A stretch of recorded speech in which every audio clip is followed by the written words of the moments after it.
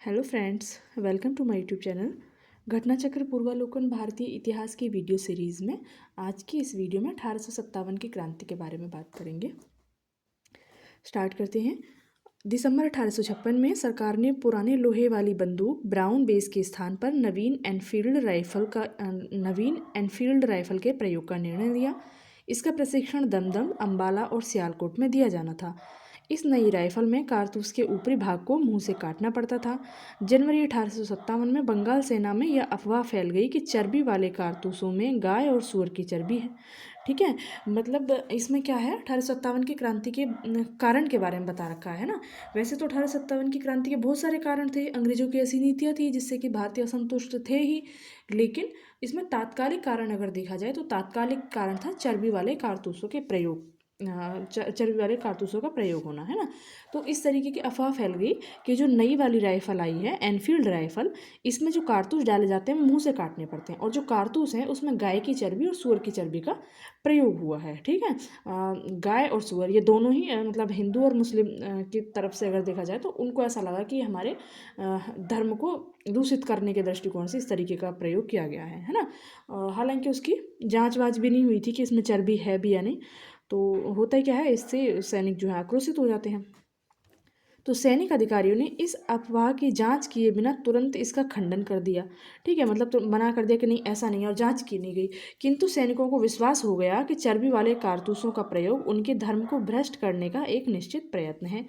यही भारत के प्रथम स्वतंत्रता संग्राम 1857 के विद्रोह का तात्कालिक कारण बना। ठीक है, तात्कालिक कारण। और वैसे तो बहुत सारे कारण थे ये ना, हमने समझ लिया उनके भाई कैसी कैसी नीतियाँ सॉरी आर्थिक शोषण वाली उनकी इतनी सारी नीतियाँ थी। 29 मार्च 1857 को बैरकपुर में सैनिकों ने चर्बी वाले कारतूसों का प्रयोग करने से इनकार कर दिया, और एक सैनिक मंगल पांडे ने अपने एजुटेंट पर हमला कर उसकी हत्या कर दी। ठीक है, सबसे पहले मंगल पांडे ने गोली चला के अपने एजुटेंट की हत्या करी थी, है ना, अपनी ही छावनी में। और ये कब की बात है, 29 मार्च 1857। अंग्रेजों द्वारा 34वीं NI रेजिमेंट भंग कर दी गई और अपराधियों को दंड दिया गया। यानी मंगल पांडे जो थे वो कौन सी रेजिमेंट से संबंधित थे, तो 34वीं NI रेजिमेंट से संबंधित थे। इसको फिर उन्होंने भंग कर दिया था। 1857 की क्रांति का प्रमुख कारण ब्रिटिश शासन की घिनौनी नीतियाँ थी, जिनसे तंग आकर अंततः विद्रोह का ज्वालामुखी फूट पड़ा, है ना। तो इनकी नीतियाँ थी ही ऐसी, हमने कई सारी नीतियाँ इनकी देख ली। मतलब किस किस तरीके की इनकी नीतियाँ थी कि भाई जो व्यापार करते थे उनसे दस्तकारी उद्योग जो थे वो नष्ट हो गए थे, विऔद्योगीकरण की प्रक्रिया शुरू हो गई थी यहाँ पे, और अकाल वगैरह भी आने लगे थे। इस तरीके से भेदभाव की नीति थी ही। एंग्लो इंडियन इतिहासकारों ने सैनिक असंतोष तथा चर्बी वाले कारतूसों को ही 1857 के महान विद्रोह का सबसे मुख्य तथा महत्वपूर्ण कारण बताया है।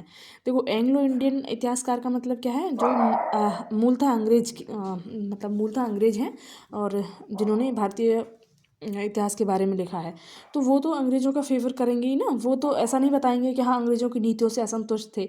तो वो उनकी नज़रों में, मतलब उन्होंने जो लिखने का प्रयास किया कि उन्होंने ये बताया कि भाई जो चर्बी वाले जो कारतूस है ना, यही इसका मुख्य कारण था। ठीक है, लेकिन जो भारतीय इतिहासकार है वो क्या कहेंगे कि नहीं, ये तो तात्कालिक कारण था, कारण इसके पीछे अंग्रेजों की शोषणकारी नीतियाँ थी। ठीक है, वही इसमें लिखा है कि परंतु आधुनिक भारतीय इतिहासकारों ने यह सिद्ध कर दिया है कि चर्बी वाले कारतूस ही इस विद्रोह का एकमात्र कारण अथवा सबसे प्रमुख कारण नहीं था। चर्बी वाले कारतूस और सैनिकों का विद्रोह तो केवल एक चिंगारी थी, जिसने उन समस्त विस्फोटक पदार्थों में जो राजनीतिक, सामाजिक, धार्मिक और आर्थिक कारणों से एकत्रित हुए थे उनमें आग लगा दी, है ना। तो कितने सारे सारे मतलब जब हम अगर इसका मेंस का आंसर लिखने लगें तो हमें इसकी डायमेंशंस याद रखनी है कि भाई राजनीतिक, सामाजिक, धार्मिक और आर्थिक, जैसे ही हम इधर जाएंगे तो हमें याद आ जाएगा कि राजनीतिक कारण क्या, कैसे उन्होंने भारतीय रियासतों को अपने कब्जे में लिया था, है ना। सामाजिक कारण क्या, कि वो कैसे भेदभाव करते थे, गोरे काले का भेद था ही। और जैसे इल्बर्ट बिल हमने देखा, उसमें भी भेदभाव था। धार्मिक कारण में एक ये वाला कारण हो गया, और एक वेल्लोर का विद्रोह देखा हमने, सिपाही वाला, है ना। और आर्थिक कारण तो इतने सारे हैं। तो इस तरीके से अगर हमको ये पॉइंट याद रहेंगे ना तो हमारे दिमाग में अपने आप से याद आता जाएगा कि अच्छा ठीक है, राजनीतिक में क्या लिखना है, सामाजिक में क्या लिखना है ना। तो इससे हमारा पूरा एक मीन्स का आंसर भी तैयार हो जाता है। 1857 की क्रांति का प्रारंभ 10 मई को मेरठ में हुआ। यहाँ की जो 1857 की क्रांति का प्रारंभ कहाँ से होता है, तो वो मेरठ से होता है, और वो 10 मई को होता है। यहाँ की 3री कैवेलरी रेजिमेंट के सैनिकों ने चर्बीयुक्त कारतूसों को छूने से इनकार कर दिया, खुलेआम बगावत कर दी, अपने अधिकारियों पर गोली चलाई तथा अपने साथियों को मुक्त करवा कर वे लोग दिल्ली की ओर चल पड़े। दिल्ली क्यों गए? क्योंकि दिल्ली में मुगल बादशाह था, है ना। तो वो लोग अभी भी जो है अपने राजा कैसे स्वीकार कर रहे हैं? मुगल बादशाह को। अंग्रेजों की सत्ता स्वीकार करने से वो मना कर रहे हैं।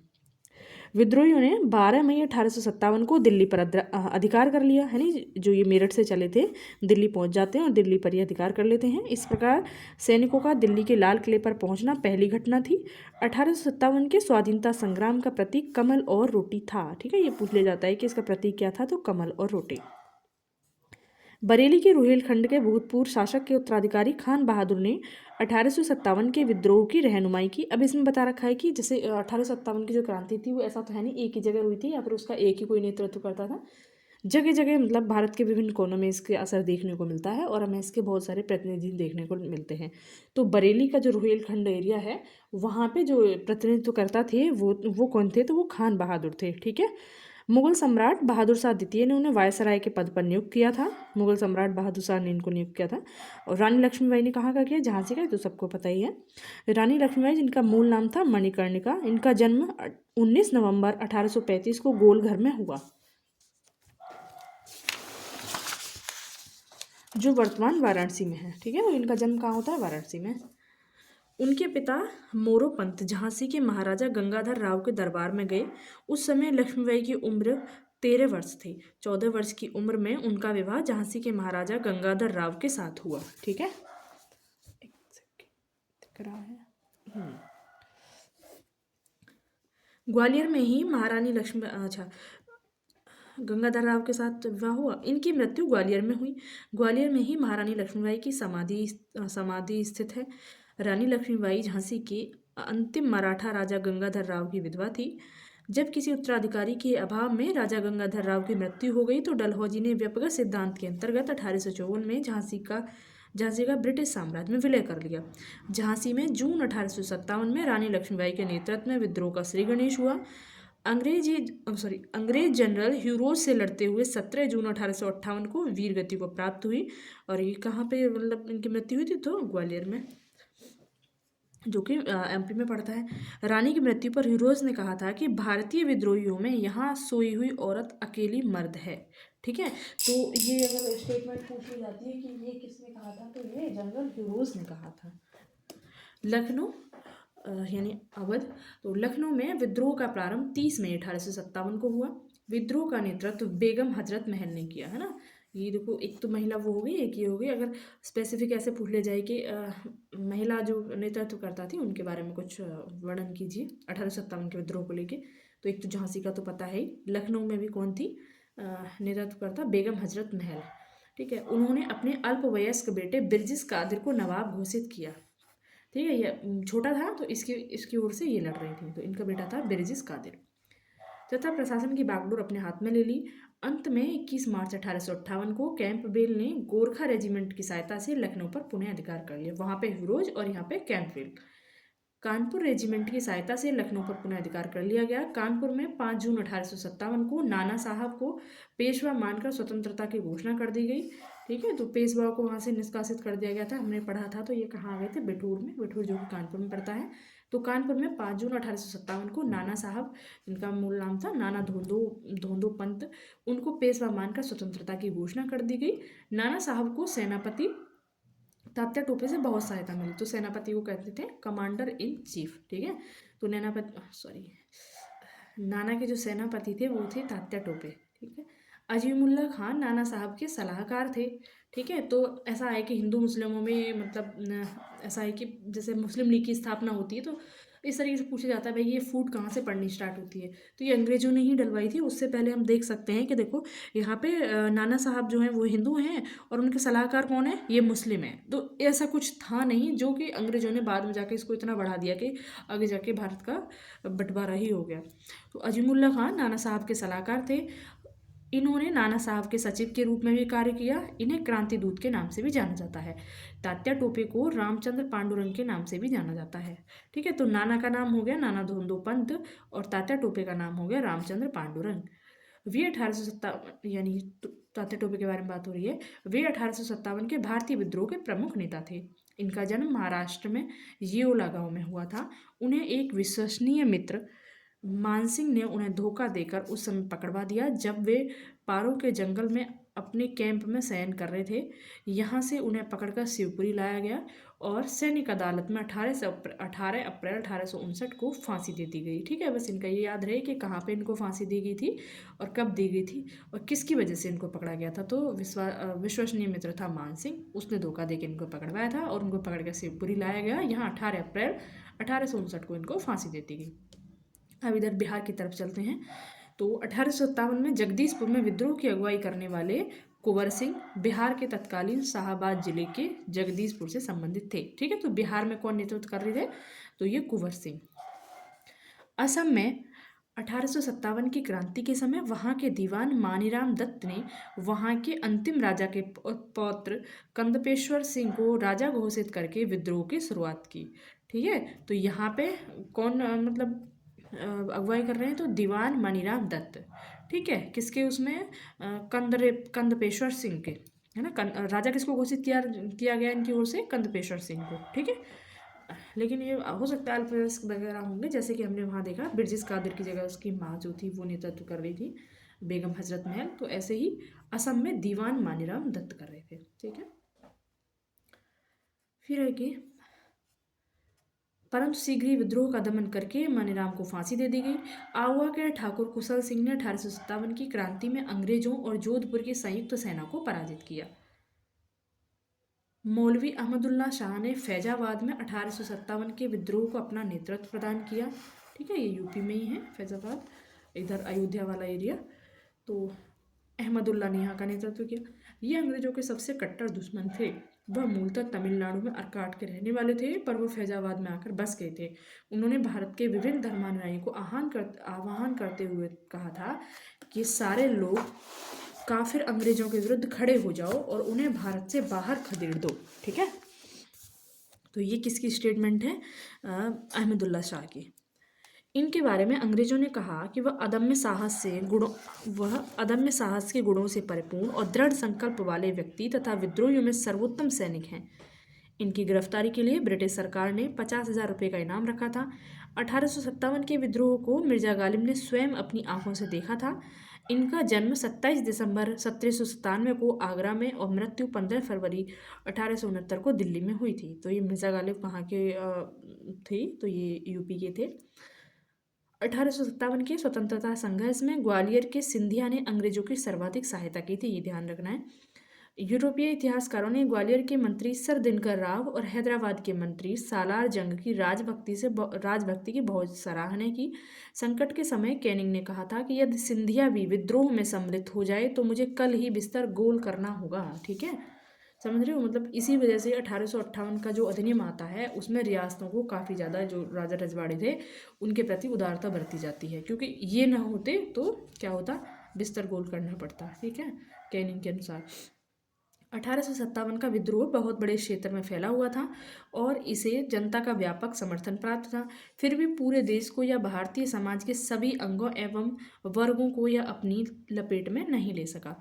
यह दक्षिण भारत तथा पूर्वी और पश्चिमी भारत के अधिकांश भाग में नहीं फैला। तो दक्षिण भारत में थोड़ा कम फैला और पूर्वी पश्चिमी भारत में भी थोड़ा कम फैला। ग्वालियर के सिंधिया, इंदौर के होलकर, हैदराबाद के निज़ाम, जोधपुर के राजा, भोपाल के नवाब, पटियाला, नाभा और जींद के सिख शासक एवं पंजाब के दूसरे सिख सरदार, कश्मीर के महाराजा तथा दूसरे अनेक सरदारों और बड़े जमींदारों ने विद्रोह को कुचलने में अंग्रेजों की सक्रिय सहायता की। गवर्नर जनरल कैनिंग के बाद में टिप्पणी की कि गवर्नर जनरल कैनिंग ने बाद में टिप्पणी की कि इन शासकों तथा सरदारों ने तूफानों के आगे तरंग रोधक की तरह काम किया, वरना यह तूफान एक ही लहर में हमें बहा ले जाता। ठीक है, तो ये सीधा सीधा स्टेटमेंट पूछ ली जाती है। 1857 के विद्रोह में शिक्षित वर्ग ने कोई रुचि नहीं ली, जो इस महासमर की असफलता के प्रमुख कारणों में से एक थे। ठीक है, तो शिक्षित वर्ग ना इससे तटस्थ रहा था। उन्होंने अंग्रेजों की मदद तो नहीं की थी इनकी तरह, लेकिन हाँ इन्होंने इस विद्रोह को भी कोई ज़्यादा इस विद्रोह में कोई रुचि नहीं ली थी। इनको लगता था कि ये मतलब एक तरीके से हिंसक आंदोलन है और थोड़े दिन में ये दब जाएगा। इस तरीके से इनको थोड़ा सा विश्वास कम हो रहा था इस पर। 1857 के विद्रोह में 1857 के विद्रोह के समय भारत का गवर्नर जनरल लॉर्ड कैनिंग था। ये तो समझ आ ही रहा है क्योंकि कैनिंग की 2 बार हमने स्टेटमेंट देख ली, तो कैनिंग ही गवर्नर जनरल था। विद्रोह के समय लॉर्ड कैनिंग ने इलाहाबाद को आपातकालीन मुख्यालय बनाया। ठीक है, लॉर्ड कैनिंग भारत में कंपनी द्वारा नियुक्त अंतिम गवर्नर जनरल तथा ब्रिटिश सम्राट के अधीन नियुक्त भारत का पहला वायसराय था। न्यायिक सुधारों के अंतर्गत कैनिंग ने इंडियन हाई कोर्ट एक्ट द्वारा बम्बई, कलकत्ता तथा मद्रास में एक एक उच्च न्यायालय की स्थापना की थी। ठीक है, ये महत्वपूर्ण है कि हाई कोर्ट की स्थापना, 3 हाई कोर्ट की स्थापना कब हो रही है। कलकत्ता हाई वो जो बना था 1773 का रेगुलेटिंग एक्ट वाला, वो सुप्रीम कोर्ट बना था कलकत्ता के लिए, जो सिर्फ अंग्रेजों के लिए था। लेकिन ये हाई कोर्ट की स्थापना हुई है यहाँ पे, है ना, कैनिंग के नेतृत्व में। सामाजिक सुधारों के अंतर्गत विधवा पुनर्विवाह अधिनियम 1856 कैनिंग के समय में ही पारित हुआ।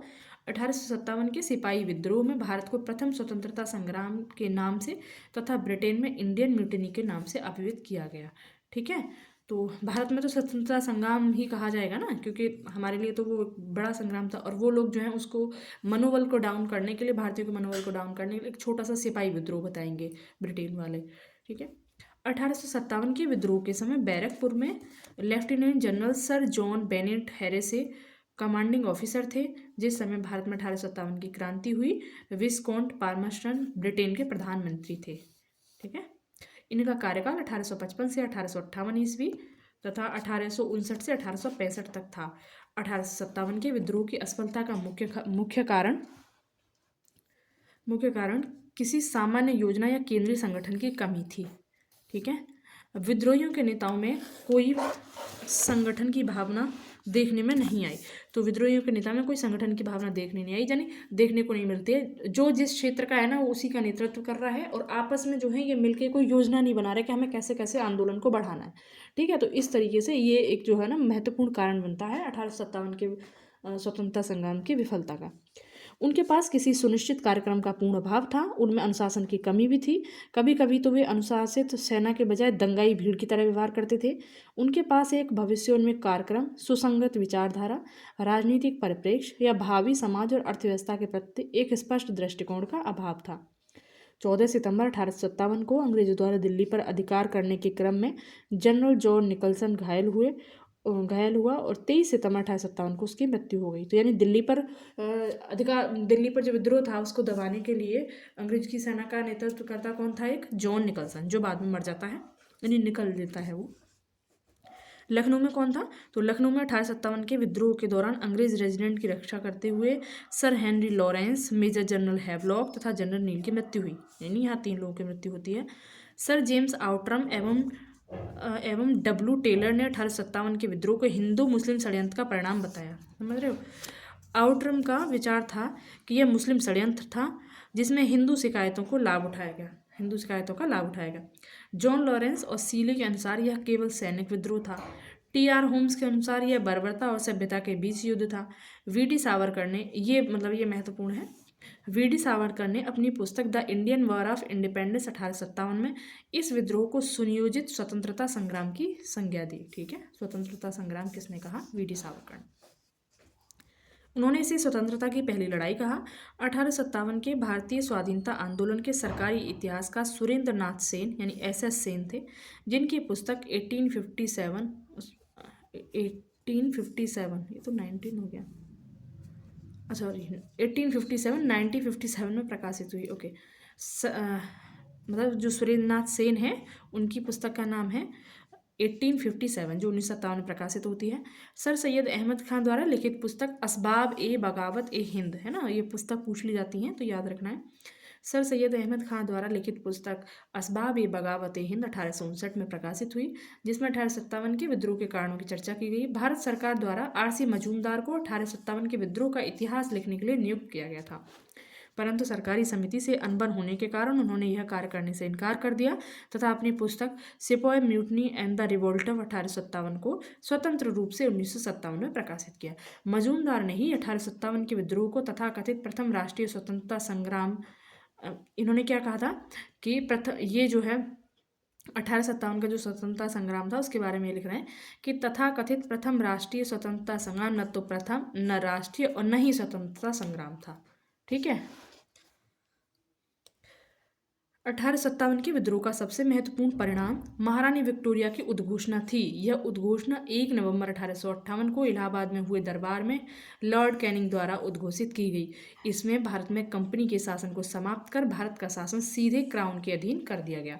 इस उद्घोषणा में भारत में ब्रिटिश साम्राज्य के विस्तार पर रोक, लोगों के धार्मिक मामले में हस्तक्षेप न करना, एक समान कानूनी सुरक्षा सबको उपलब्ध कराना आदि शामिल थे। भारतीय रजवाड़ों के प्रति विजय और विलय की नीति का परित्याग कर दिया गया, है ना। ये महत्वपूर्ण मतलब इसमें प्रावधान था। भारतीय रजवाड़ों के प्रति विजय और विलय की नीति का परित्याग कर दिया गया। सरकार ने राजाओं को गोद लेने की अनुमति प्रदान कर दी, जिसकी वजह से झांसी का विलय हुआ था। तथापि अन्य आश्वासन ब्रिटिश शासन द्वारा पूरे नहीं किए जा सके। 1857 के विद्रोह के दमन के बाद ब्रिटिश सरकार ने भारतीय फौज के नवगठन के लिए जुलाई 1858 में मेजर जनरल जोनाथन पील की अध्यक्षता में एक रॉयल कमीशन पील आयोग बनाया। तो पील आयोग का संबंध किससे है? सेना के पुनर्गठन से, जिसने सेना के रेजिमेंटों को जाति, समुदाय और धर्म के आधार पर विभाजित किया। यूरोपीय सैनिकों की संख्या जो 1857 में 45,000 थी, अब 65,000 कर दी गई, यानी यूरोपियों की संख्या को बढ़ाया गया। और धर्म जाति के अनुसार जो है संगठन बनाए गए, इनके मतलब अलग अलग रेजिमेंट बनाई गई, है ना, जैसे Sikh regiment, Jat regiment, Gorkha regiment, इस तरीके से। भारतीय सैनिकों की संख्या 2,38,000 से घटाकर 1,40,000 कर दी गई। बंगाल में यूरोपीय सैनिकों का भारतीय सैनिकों से अनुपात 1:2 कर दिया गया, यानी 1 यूरोपीय तो 2 भारतीय। जबकि मद्रास तथा बम्बई में यह अनुपात 1:3 रखा गया। 1857 के विद्रोह के बाद ब्रिटिश सरकार ने सिपाहियों का चयन गोरखा, सिख एवं पंजाब के उत्तर प्रांत से किया। ठीक है, क्योंकि इस जगह उनको देखने को मिला था कि यहाँ के लोगों ने 1857 की जो क्रांति थी उसमें काफ़ी ज़्यादा अंग्रेज़ों का सहयोग किया था, है ना। जो पंजाब वगैरह, पंजाब का हमने काफ़ी सारा देखा। और इधर जो गोरखा जो थे ये लड़ने में अच्छे थे, तो पंजाब, सिख और गोरखा से इन्होंने जो है अपने सिपाहियों का इन्होंने चयन किया था। ठीक है, इसके बाद है क्वेश्चंस।